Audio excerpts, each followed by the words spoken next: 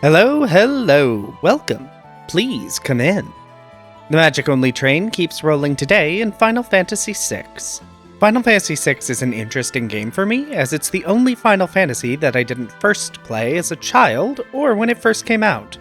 Perhaps, for this reason, I've only actually played through the game once, which is very unusual for me.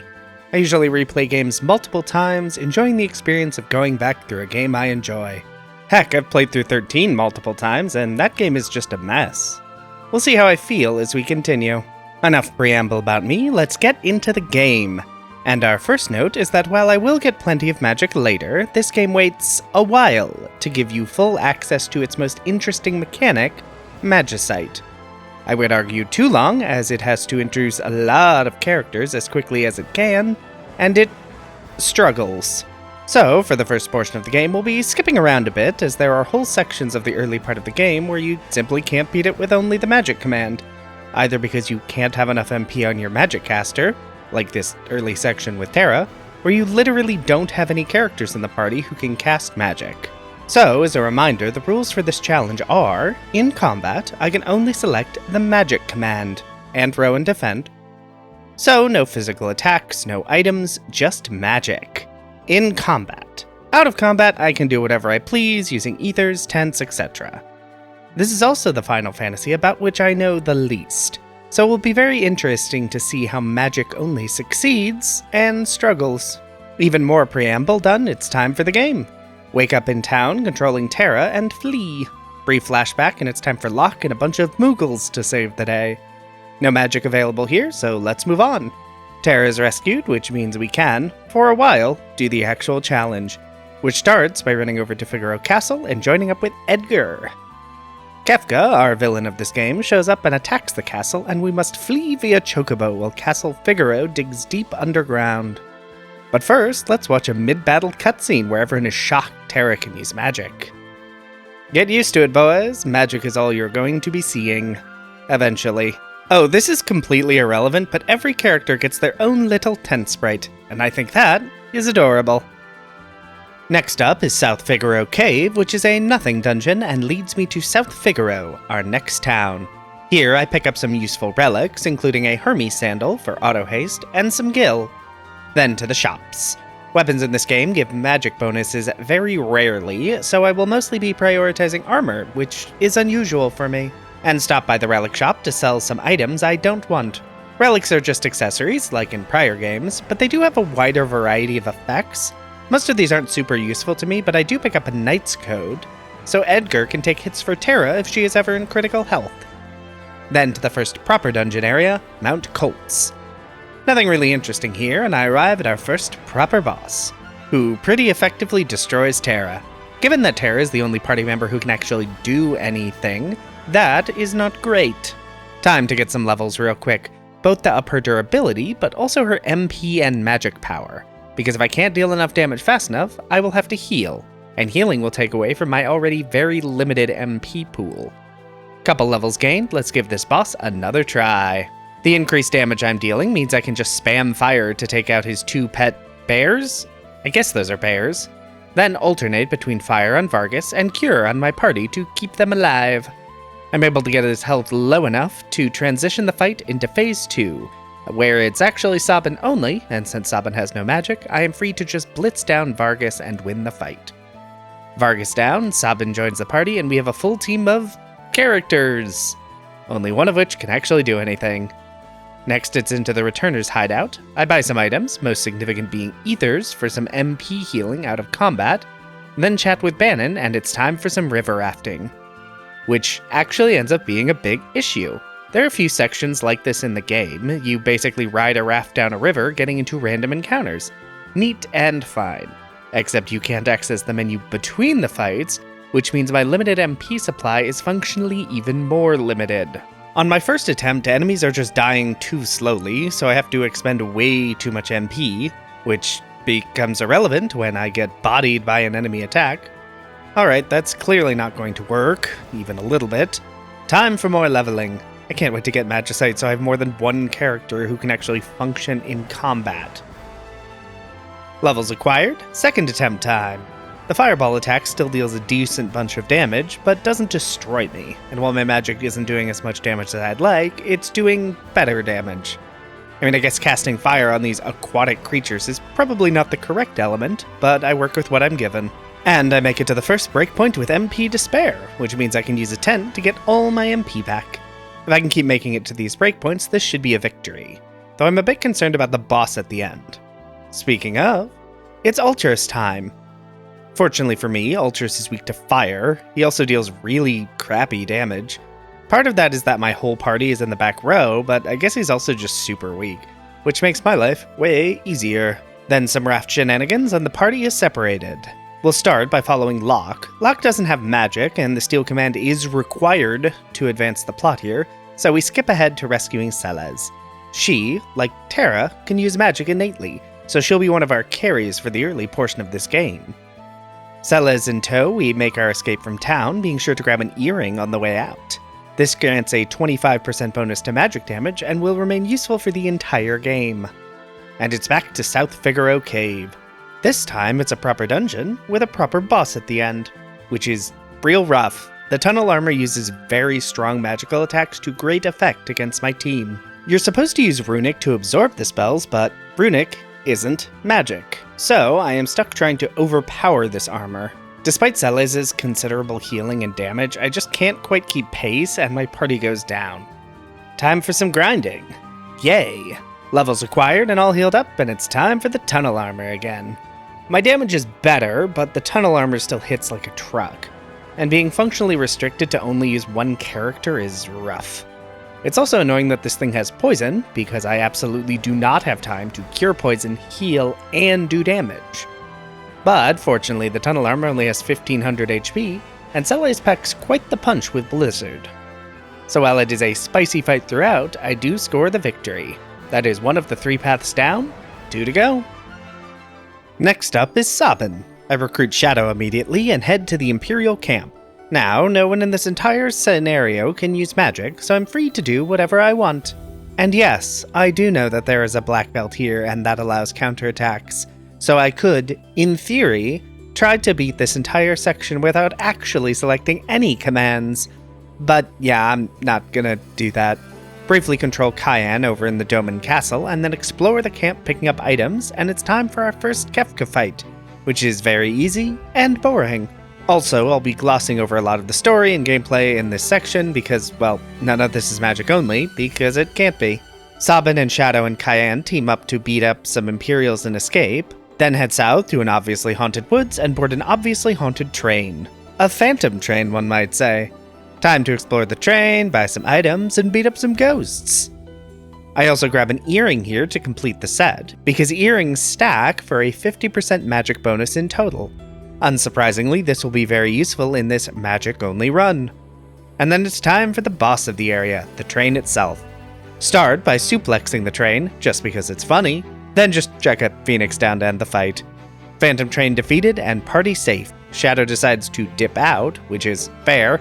If I teamed up with some randos and immediately ended up on a haunted train to the afterlife, I would get away from them as quickly as possible. Then time to ride this waterfall, which has a series of fights, the logistics of which is very funny to me, into Mobilis to buy some better equipment, then to the relic shop to buy some white capes, which are just generally useful relics that boost defense and evasion. Time to recruit Gao, and this takes several tries because I get click happy and attack him.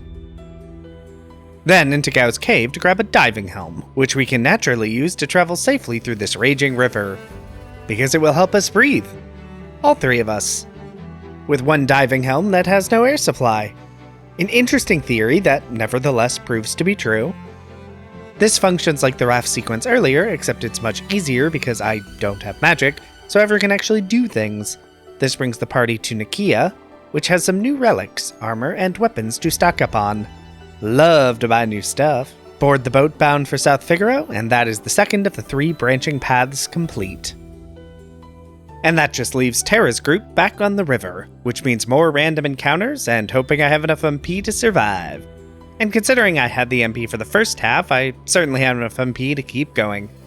Out on the world map, and it's just Bannon, Edgar, and Terra. The people of Narsh are understandably not thrilled about Terra being back, so we must sneak through the caves Locke rescued us from earlier. This gets us into Narsh proper, and we can negotiate with the town leadership to help defend the frozen Esper from earlier in the game. Time to divide the party into 3 different groups, and by that I of course mean put Celes and Terra on one group since they can actually do something. I also throw in Sabin because the Black Belt relic means he can counter. I will not be using the other 2 parties. Then it's time to fight Kefka again. Terra and Celes are dealing pretty good damage, but Kefka's spells are no joke, both for the damage they deal and the statuses they inflict. Confusion in particular is rough because it means my party may attack themselves.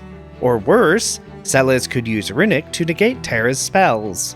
Sabin goes down and my party is poisoned, but I do manage to take out Kefka.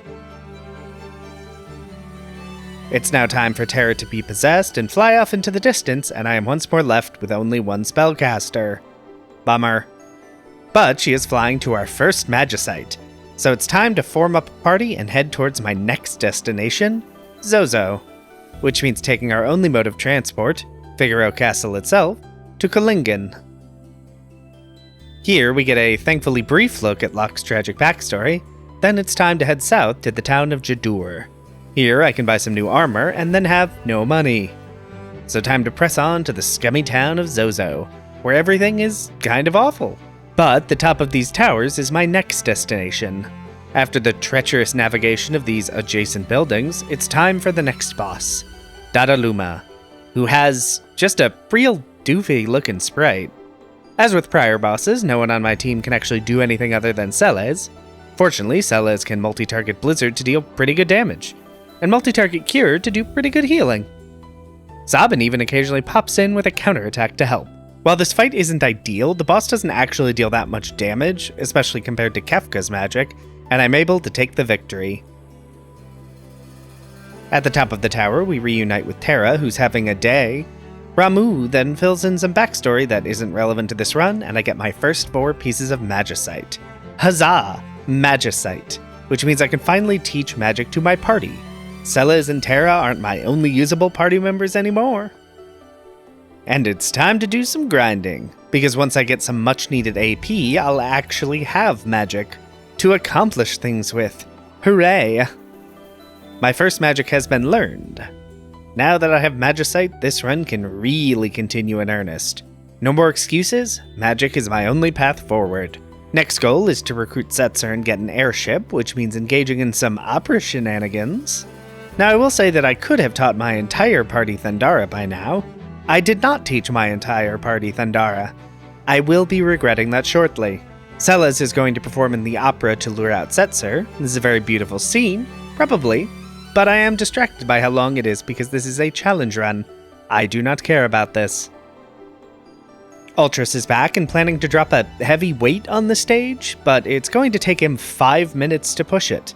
And this is where I regret not teaching everyone Thundara, because there is a time pressure, and these rats are surprisingly robust.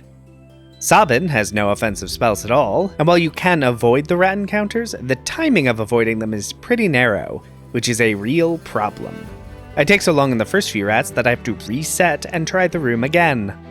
Now in theory, I could reset to before the opera and do some grinding to get Thundara, but then I'd have to rewatch the entire opera, which took a decent amount of time.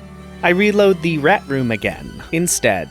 This time I realize I can cast Ramu itself to deal decent damage to all the rats on the field, and while Sabin can't deal damage, he can summon Kate Sith and cast Confuse to turn the rats against each other. This is probably the most difficult section of the playthrough, and it simply did not have to be. I barely make it to the wait in time, and had to avoid 3 potential rat encounters to do so. Then I encounter Ultras again. Good news, he is weak to thunder. Bad news, he can inflict confusion.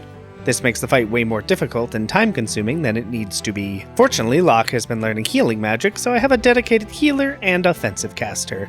And Ultras goes down for the second time I think this is? There will be more Ultras is what I'm getting at.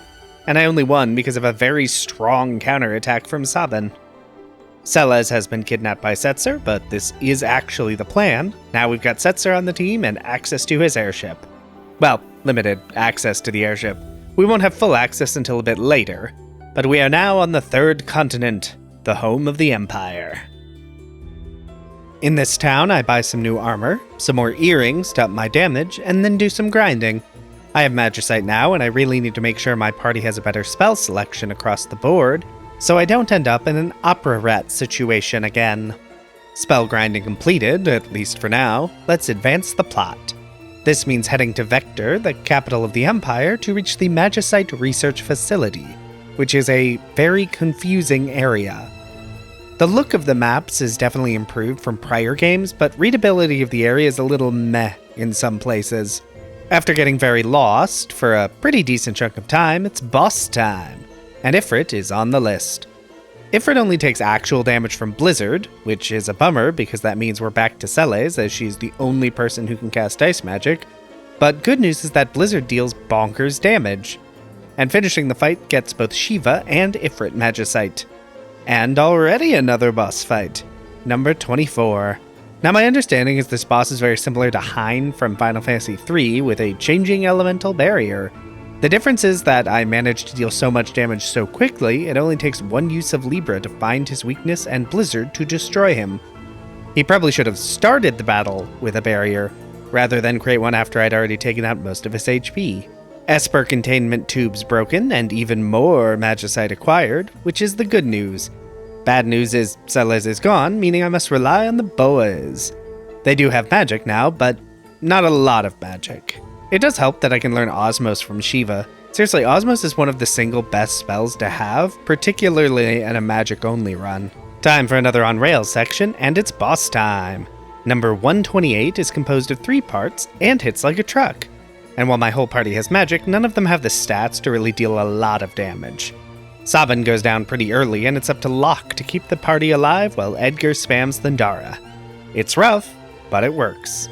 But oh no, as we're flying away, Kefka deploys Grabby Hands. The right goes down basically immediately thanks to a Thundara weakness. I am then concerned because the left hand casts Reflect on itself, but summons Bypass Reflect, and also don't deal enough damage to finish the fight. Fortunately, I have Carbuncle equipped on a character, which was definitely planned, and not a complete coincidence. This lets me summon Carbuncle to cast Reflect on my entire party, and then reflect offensive spells off my allies to bring down the left arm. Celes is out, but we can head back to Zozo. Here we learn even more lore about Espers and Terra that I simply do not care about right now. But Terra's condition is stabilized, and she can rejoin the party. And I have the Blackjack as a pilotable vehicle, which is great. Now I can go anywhere. But with the party switched up and new Espers acquired, it means it's time to do more grinding. Yay! So many spells that everyone needs to learn.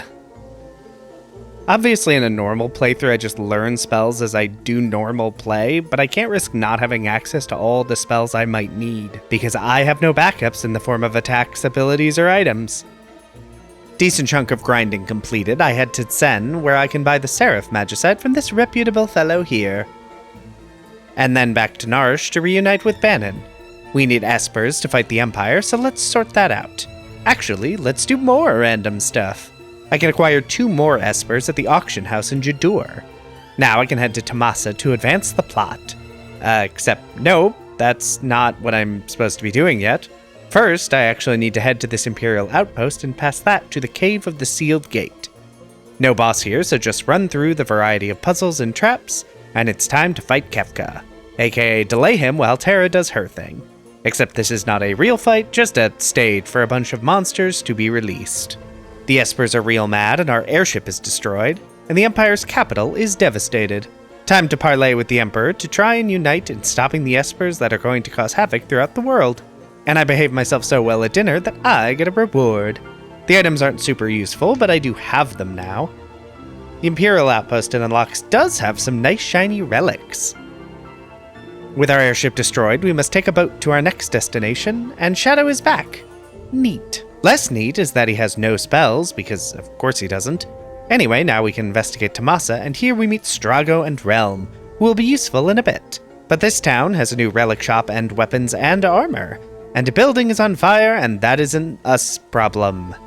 And Strago joins the party. And much as I would love to use his blue magic adjacent lore abilities, unfortunately the lore command is not the magic command, so I cannot. The good news is Straga's magic stat is actually pretty good, about on par with Celes and Terra. Heading through the burning building, and it's boss time. Flame Eater is a beast of powerful fire, which makes this boss almost comically weak to Blizzard. Unfortunately, only Locke actually has Blizzard magic, which is a real bummer because his stats are much lower than the rest of my team. Then the Flame Eater decides it would be funny to cast Reflect on itself, and then kill Locke, so I have to spend some time getting Locke back up. While I do that, Strago goes down, but I can cast Reflect on myself and reflect Blizzard's back at the eye and defeat the boss.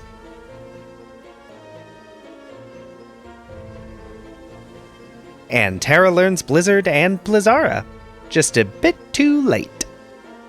Time for Strago, Locke, and Terra to head off and unlock more Esper stuff. But first, time for just a bit of grinding to get Strago some regular magic. And into the cave, being obviously not followed by Realm, and it's time for another Ultros fight. Ultros is weak to Thunder, meaning my Thundaras are dealing just absurd amounts of damage. I think it also starts countering near the end, which fortunately is fine, because Terra doesn't die. Unfortunately, I must finish this fight by using Realm's sketch ability, which Ultros makes very difficult by confusing Realm and then dodging several sketch attempts in a row. Once it hits, the battle ends. And at the end of Esper Cave, we find some more Espers that would like to not destroy everything, actually. But back in Tamasa, the Emperor betrays us in a not shocking turn of events. The Warring Triad is in danger of being disrupted, so time for some heroism. But first, time to learn magic with my hopefully final party, Celes, Terra, Realm, and Strago. These 4 characters have the highest magic stat of any character in the game, therefore they are the best choice for a magic-only run. Floating Continent time, with my magic-focused party. But first, time to fight some big machines, which are weak to thunder damage, which makes it much easier to deal with. Seriously, any enemy in this game with an elemental weakness gets really shafted. And this really just goes so much longer than it should. And Ultros is back. Again. And now with its friend Typhon. And they both have elemental weaknesses, so that was quick. And it's time to fight the Air Force by spamming Thundara. Floating Continent, and Shadow joins the party as our 4th team member. Except he doesn't have any spells, and I honestly don't want to take any amount of time to teach him magic. So he's just going to be a bit of dead weight for a bit. Considering how strong the rest of the party is, that should be fine. Ultima Weapon time. Start off with slow, so it can't just devastate the party, then spam bio, as that's the best damage option I have. While Ultima Weapon deals a good chunk of damage with its attacks, I make sure to always have one of my casters with a full ATB gauge, so I can be sure to get healing off as quickly as possible. This is really the biggest benefit of the active time combat system, actually knowing when your attacks and spells will go off. And of course, Ultima Weapon has a status effect ability. And of course, Asuna doesn't cure Berserk. Sir, why are you flashing? Oh, Flare Star. Well, that's fine. I have Shell up, so... Realm does go down, and I do run very low on MP. Fortunately, Osmos is busted and drains just so much MP. I also run low with Terra, but I lose the last of my MP before she can actually cast Osmos, so Terra is now useless in this fight. And Celes is dead. You know, I'm beginning to think this Ultima Weapon may actually be... oh wait, it's dead. False alarm. Oh look, it's Evil Emperor and Suspicious Vizier. What could possibly happen? Oh, Kefka betrayed the Emperor in a bid for ultimate power? I'm so shocked. Floating Continent is very soon going to be unfloating, so it's time to make a daring escape. And by that I mean burn through some random enemies and then wait at the airship for Shadow to catch up so he doesn't die.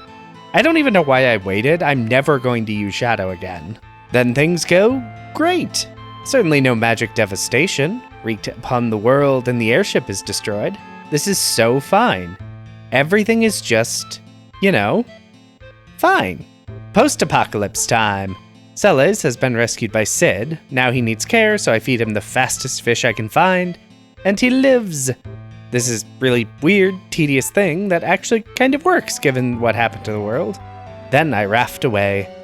Time to travel through this collapsing manor to rescue a kid, and I reunite with Sabin, who is pretty low on my list of characters I wanted back, but at least he's a second party member. Then to Mobliz, Terra is here, but recruiting her back to the party is a 2-step process, and I can only complete step 1 at this point. And that means I need to fight Humbaba, who is very weak to bio. And while Sabin isn't the strongest party member, he does have Cura, and that is good enough to help in this fight.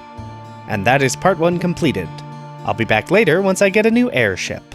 Long walk to Nakia, which has all manner of new items for purchase, including the powerful Enhancer Sword. It's completely worthless as a weapon, since I can't attack, but it does boost magic, which is great. Then follow Not Edgar onto a boat bound for South Figaro. Then talk to Not Edgar again in an inn, then into the South Figaro Cave. For what, the 3rd time in the game? This leads to Figaro Castle, which is stuck underground, and everyone is suffocating, I guess? And boss time. Against some tentacles. The bottom 2 tentacles are weak to magic, so I start working on them. Unfortunately, they then start working on me by grabbing my party until everyone dies. So that's not the start I wanted. Gonna try that again. So the top 2 tentacles don't have elemental weaknesses, but they are vulnerable to stop and sleep respectively. And I die before that matters. Okay, attempt 3. This time I equipped Sabin and Celes with Hermes sandals. The tentacles only grab party members if they are slowed, which they cannot be while equipping the Hermes sandals. By leveraging haste relics, stop sleep, and elemental weaknesses, I'm able to burn down the boss of just the grossest writhing tentacle mass. Figaro Castle's engines are back up and running, so it's time to move this castle to Kalingen. Here we reunite with Setzer, who's very bummed about everything. Which is very fun, but I need an airship, and that demands your attention. But since our first airship was blasted apart, we need to recover a new airship. But only after some grinding, because Setzer does not have any magic, as I've never actually used him. And if I'm going to use him for a dungeon, I need to get at least a handful of useful spells for the trip. And our next airship awaits us in Daryl's tomb. Ooh, a growth egg. I'm gonna forget all about you in 5 seconds. Doulahan time, which opens with level Question Holy, which is very effective. Doulahan takes pretty good fire damage, but can also be destroyed by reducing its MP to 0. For unclear reasons, I decide to split my focus between these 2 offensive strategies, making both less effective. Why did I do this? I love the ambiguity of level Question Holy, like, thanks, my level is a multiple of something, I agree. Does it not hit levels that are prime numbers, maybe? Oh dear, half my party is frozen, a status effect I don't really have any way to deal with. It does expire after a bit, but the character is completely unusable. Like now, for instance. Good luck keeping this team alive, Edgar. Oh, you did it? Nice job, Edgar. From there, it's Osmos back up to max MP and spam Fyra. I would love to have a better strategy for this fight, but I simply don't. And yeah, I do spend a bunch of this fight with my party 1 wrong move from death. And yes, I should have cast Shell earlier in the fight, since the boss only uses magical attacks. But that's not what I did, because that's not who I am. I'm not a strategist. I don't know why I got so aggressive there. The Doulahan is dead, and we get Setzer's tragic backstory, because everyone in this game has a tragic backstory. More important to me, I get my airship. With the airship, I can now actually go fight the final boss. I'd get destroyed, so I'm not going to, but I could. Which means everything after this point is just shoring up my strength to be ready for the big climactic dungeon. And first on the to-do list is to head back to Mobliz to complete part 2 of the quest to recruit Terra. She is one of the strongest spellcasters in the game, and I want her back on the squad. This means another fight against Humbaba. It's still weak to bio, and I have a full team. And then I don't have a full team, but Terra rejoins in her trance form. Trance is Terra's unique command that I've never been able to use, and will never be able to use again. But the game did it, not me, so it's fair game. And trance-boosted bios deal wild damage against Humbaba. And Terra rejoins the squad. Next on the recruit list is Realm, because she has the highest magic stat in the entire game. To do that, I must solve puzzles to get through this incredibly haunted mansion. At the end, Realm is painting a picture to trap a demon or something. I'm not actually super clear what is going on here. This demon painting is very strong enough to take out Sabin in 1 hit, but it is super weak to fire, though only while in its evil demon form, not the hot lady form. So, just alternate healing the party and spamming Fyra whenever the painting looks evil. Easy peasy, and Realm is back on the team. And I get the Lakshmi Magicite. The Lakshmi Magicite teaches Tier 3 curative magic, making it essential for the endgame. Next on the list is to head back to Narshe. We never did get the Frozen Esper from the start of the game, so it's time to fix that. Valagarmanda is comically weak to fire, and while it can use Rasp to reduce my MP, it's not actually that much of a reduction. Valagarmanda joins the Magicite collection to teach my party all the Tier 3 elemental spells. Which is just the best news. More healing and more damage at my disposal. Valagarmanda obtained, and I can access the back half of the Narshe Caves. Here I pick up Midgard Sormer and then fight a Yeti, which is weak to Fyra and doesn't really deal any significant damage. Pretty sure this is Umaro, who I could have recruited if I'd recruited Mog, but I have no intention of using either of these characters. Next, fly back to the beach where I did a bunch of fishing to pick up another Esper, Quetzalil, which teaches a bunch of time magic I don't remember using even a little bit since everyone has auto haste from the Hermes sandals. Then to Phoenix Cave. Once again, I must split my party into 2 groups. Fortunately, other than some quasi-co-op shenanigans and leaving the dungeon early by mistake, there are no required fights here. This area still takes me longer than many other dungeons because my brain was not prepared for puzzles and took longer than it should have. Locke's girlfriend dies, restoring the Phoenix Magicite. This gives me the Arise magic as well as some other spells I already had access to.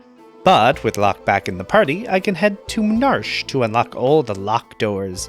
There are probably other things here of interest, but the only thing that matters to me is the Ragnarok Magicite. This teaches the Ultima spell, which is the absolute best magic in the game.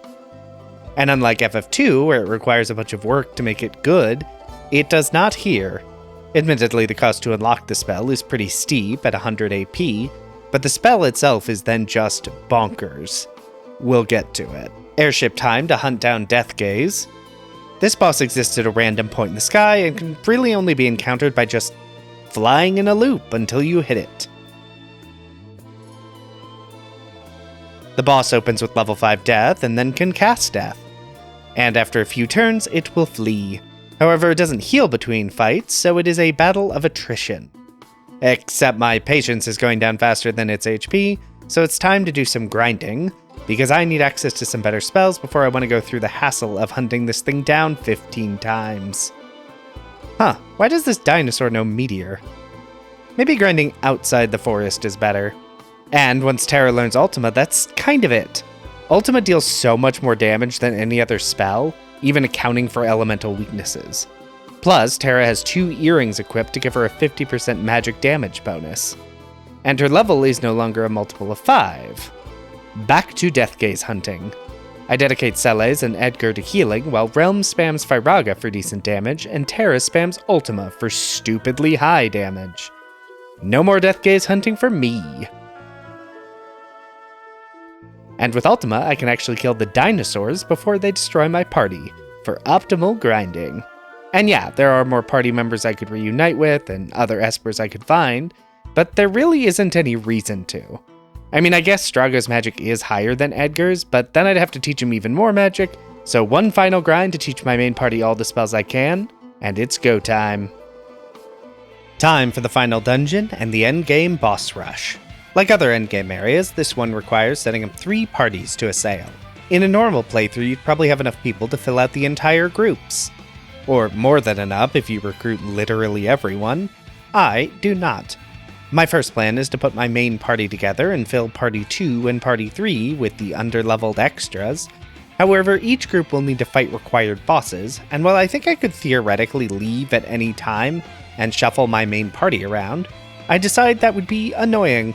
So instead, I will be dividing up my actual party. Group 1 will include Terra, Group 2 will have Celes and Edgar, and Group 3 will have Realm. Then spread out the meat shields to take up party slots. Again, ideally, I'd have full parties of appropriately leveled characters, but I will not be doing that. First proper boss fight is Kitu, Rahu, and Inferno.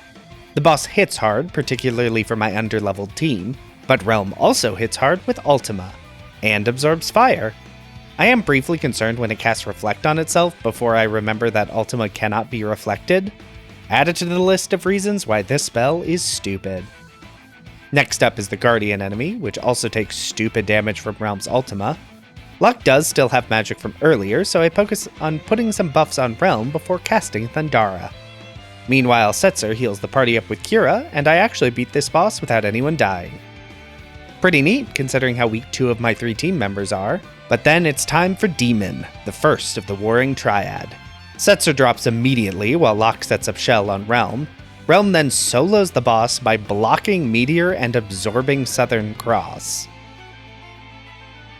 Okay, this small art child is incredibly dangerous, it turns out. Next up is Fiend, but I must fight it not with Child Prodigy. And while Terra is dealing just as much damage as Realm, she isn't being supported nearly as well. My first attempt, Terra gets frozen, and Sabin is already dead, which is basically a death sentence. Next attempt, I give Sabin a Reflect Ring so he can survive long enough to cast Haste and Shell on Terra. This also means Sabin stays alive to heal Terra for a bit so she can focus on Ultima. And while the Reflected magic does heal Fiend, it doesn't heal enough. Sabin does get knocked down by a physical attack, but I've already dealt enough damage that Terra can finish off the fight. Next boss is Goddess, debatably the hardest of the 3, but Edgar and Celes are both endgame ready. Ultima is dealing great damage, but Goddess's Thundagas are absolutely devastating. And Quasar deals even more damage, not that it really needed to. Time to try again. This time I equip both Edgar and Celes with Force Shields. These shields aren't generally great because the physical defenses and evasion are really bad. However, the Goddess prioritizes magic, and Force Shields have frankly obscene magic defense and magic evasion. So on the next attempt against the Goddess, and the fight is comically one-sided. Celes and Edgar block literally every attack and make it through without taking a single point of damage. Okay, so Force Shields are good, it turns out. Who knew? And is it everyone but me? Warring Triad is destroyed, and all that remains is Kefka. And this scene feels very Sephiroth in the Lifestream? I feel like I could make a whole video on how similar feeling FF6 and FF7 are. I don't think I ever realized that. Anyway, distractions aside, I must assemble my party, and that means it's best characters only. And so begins the fight against Kefka's many forms.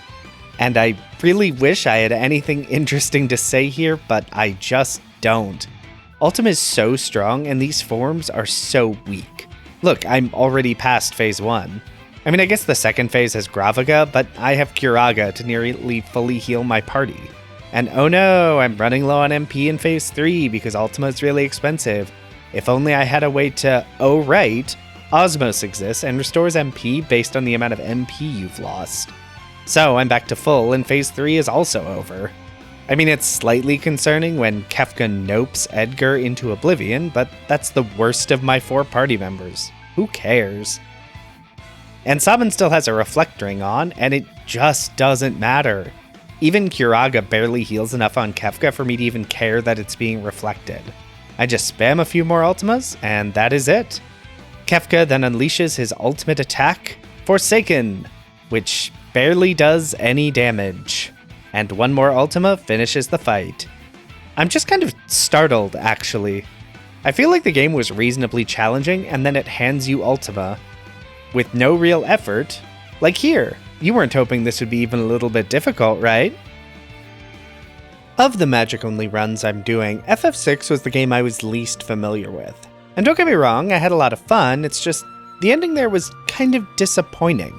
I wasn't even over-leveled, being right around level 40, which the internet tells me is about right for the final dungeon. Oh well, I'm sure I'll have more to say in several weeks for the summary video. For now, if you like this video, be sure to hit that like button. If you'd like to see more of this, feel free to subscribe. Hey, maybe leave a comment if you have something you'd like to say. But whatever you decide to do, have a safe trip home.